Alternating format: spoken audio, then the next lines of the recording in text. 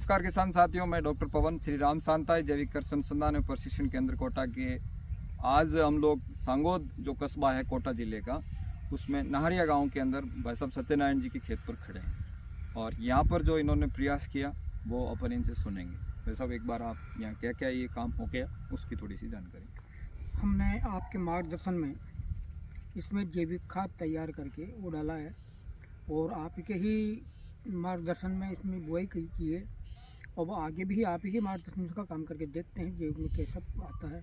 मतलब हमारे अनुसंधान केंद्र की खाद बनाने की विधि हाँ, जो आपने अप्लाई की, जिसमें क्या क्या डाला आपने? उसमें आपका वो क्या था, क्या था, रॉक फास्फेट और चाच जी, गुड़ और ताज़ा गोबर उसका बनाया। रिजल्ट मुझे अच्छा नज़र आ रहा है जी। तो आपने इसमें ये जो 1.5 बीघे का क्षेत्र है इसके अंदर खाद डाली है जिसमें रॉक फास्फेट के कितने कट्टे थे? रॉक फास्फेट के 4 कट्टे थे। 4 कट्टे रॉक फास्फेट का मतलब 200 kilogram rock phosphate plus 1 ton जो है वो हमारा वेस्ट था। तो उस कच्चा जो हमारा माल था उसके साथ में 4 कट्टे रॉक फास्फेट के मिला के मिक्स किया और उसके बाद गुड़ गोबर छाछ डाल के उसको ताज़ा गोबर डाल के उस खाद को ढक दिया। 3 महीने बाद जो खाद तैयार हुआ था वो खाद हमने इसमें डाल दिया है और उसी खाद का रिजल्ट, ये फसल मुझे बहुत अच्छी नज़र आ रही है।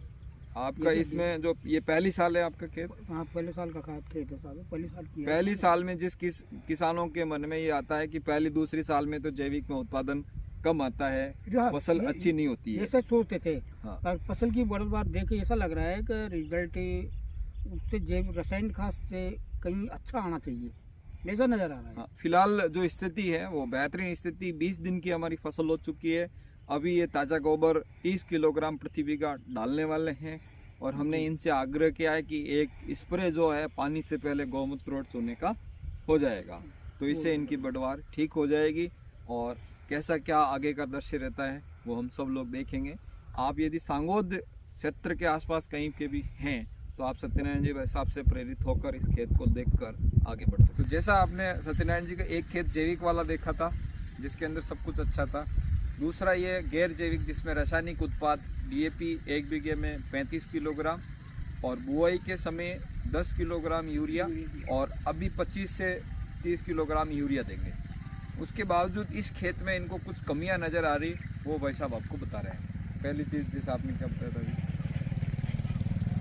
जो पौधों की जो संख्या है वो यहाँ कम है, यहाँ कम लग रहा है, जैसे बीज का हुआ कम हुआ, जर्मिनेशन यहाँ पर कम हुआ है। जबकि दोनों की बुआई एक जैसी थी, दोनों एक जैसी वो है दोनों को एक ही सीडल मशीन से एक ही बीज मात्रा से, और ये 2 दिन पहले का है वो 2 दिन बाद का है, फिर भी ये हमारे को कमजोर नजर आ रहा है।